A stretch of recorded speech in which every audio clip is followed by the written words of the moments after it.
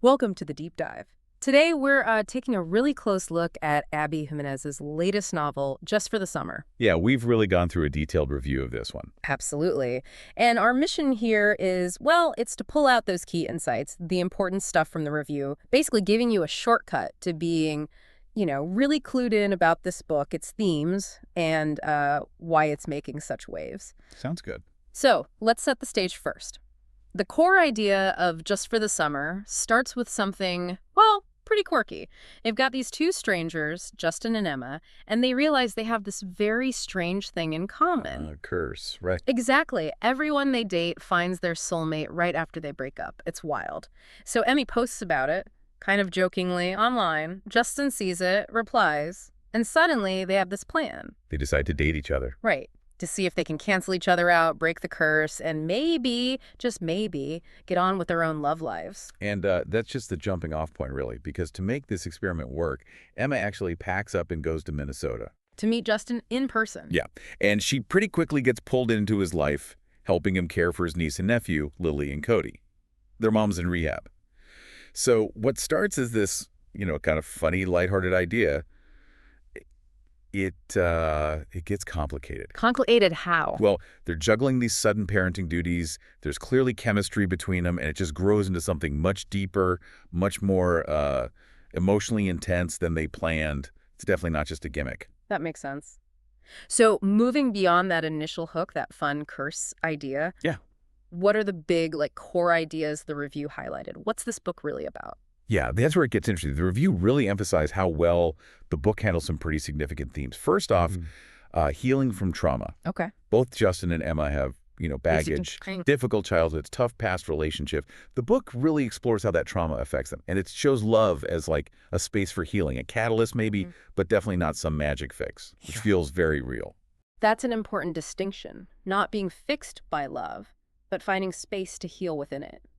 What else stood out? Exactly. Then there's the theme of found family. This comes through really strongly with Justin taking care of Lily and Cody. His niece and nephew. Right. His guardianship isn't just, a plot point. It's central. It beautifully shows how these chosen families, or sometimes families you're just thrown into, can be incredibly powerful. Maybe even more so than biological ties sometimes. That's powerful. And third, linking back to the curse, is breaking patterns. That whole curse idea. It's really a symbol for bigger cycles. Like emotional or romantic cycles. Precisely. Cycles they're both stuck in. The book looks at what it takes, the self-awareness, the guts, really, to break free from those. Clever use of the initial premise, then. Using the fun idea to explore something deeper. Was there a fourth main theme? Yes, and it's something that really grounds the whole story. Parenting and responsibility. Even with the romance unfolding, the book doesn't shy away from showing the real, messy day-to-day challenges of raising kids, especially kids who've dealt with instability. Ah, so that adds real stakes. Absolutely. It makes the whole situation feel weightier, more than just a simple love story. Okay, so we have these significant themes. Trauma, found family, breaking patterns, responsibility. How does Abby Jimenez, the author, actually weave all this into a romance novel? What's her technique, her secret sauce, if you will? Well, the review really praised her writing style. It's described as sharp, very emotionally insightful, and it finds this great balance between, humor and real heartache. She's apparently fantastic at writing dialogue, that witty banter that feels totally natural. And her characters, they're flawed, which makes them easy to connect with. Relatable, yeah. Exactly. And a key thing the review pointed out is the use of first-person dual perspective. You're inside both Emma's and Justin's heads. Oh, I like that. It lets you see both sides. Totally. You get their vulnerabilities, their internal struggles. It really deepens that emotional connection you feel as a reader. Avoids those annoying miscommunication tropes, too, I bet. It really does.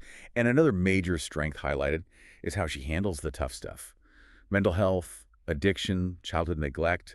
They're discussed with nuance, with care. It never feels overwhelmingly dark, but it doesn't sugarcoat things either.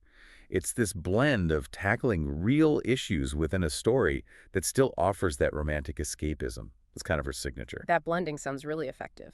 So let's talk characters then. How do Emma and Justin embody these themes we've discussed? Who are they? Okay, so Emma. She's presented as strong, very independent. She's built up walls around her heart because of past experiences. Mm. A big part of her journey, and something the review found really rewarding, is watching her learn to let people in, to be vulnerable, to lean on others. Real growth there. Nice. And just, Justin comes across as just, warm, witty, selfless, especially taking on the kids. The review describes him as a standout hero, not because he's perfect, but because he's trying so hard. imperfect, but trying. That's relatable. Very. And you see how his own past trauma informs his fears, particularly around relationships and maybe failing the people he cares about. It makes him feel very human. And the kids, you mentioned Lily and Cody. The review said they were more than just background characters. Oh, definitely not just background. They're apparently quite well developed for side characters. They actually drive some key emotional moments in the story. Yeah. They help ground everything. And you see how interacting with them brings out different sides of Emma and Justin. That adds another layer. What about other supporting characters? Yeah, they get a mention too. Emma's roommate, Justin's friends and family, they form this supportive network. They bring in humor, perspective, support. They feel like real parts of their lives, not just plot devices. Okay, so taking all of this in the themes, the writing, the characters, who is this deep dive really for? Who should be running out to grab just for the summer? Well, if you're already a fan of authors like, say, Emily Henry or Christina Lauren, maybe Tessa Bailey, this is right up your alley. Gotcha. Similar vibe. Similar vibe, but maybe with a bit more emotional weight sometimes. It's definitely for readers who want romance, but also like real substance, character depth. And if you like the fake dating trope, this offers a really unique spin on it. Plus, anyone who appreciates stories that deal with tough, real-life stuff, foster care, trauma, addiction, but handle it with compassion, they'll find that here. So romance with heart and depth. Exactly. Ah. Especially if you love a good slow burn, those found family feels we talked about, and complex characters who grow. Okay. But you still want that hopeful, warm ending. That's the sweet spot for this book. All right, so after digging through the review, considering all these points, what's the final word? How does it all stack up? What's the overall take? Based on this comprehensive review we looked at, it lands a really strong rating, a 9 out of 10. Wow, a 9. That's high praise. What are the big pros that earned it that score? The review raves about the balance. It's funny, it's romantic, it's genuinely sincere. The characters feel real, they grow meaningfully, great chemistry, great dialogue, and as we've discussed, the way it handles serious issues with sensitivity is a huge plus. That dual point of view really adds to the emotional punch, too. Okay, a 9 is impressive, but for a balanced perspective, did the review mention any downsides, any cons or things potential readers should maybe know? Good point. Yeah, a couple of things were noted. The curse idea, while central, might feel a touch gimmicky right at the very start for some people, though it does quickly earn its place. Okay, anything else? Also, a few minor plot points near the end were described as feeling maybe a little rushed, a slight pacing issue in the final act, perhaps. And importantly, if you go in expecting only light, fluffy rom-com vibes, the emotional depth, the heaviness at times might catch you off guard. It asks you to feel things. Good to know. Manage expectations. Right. But overall, the final takeaway from the review, and honestly our takeaway too, is that Just for the Summer is way more than just a fun beach read.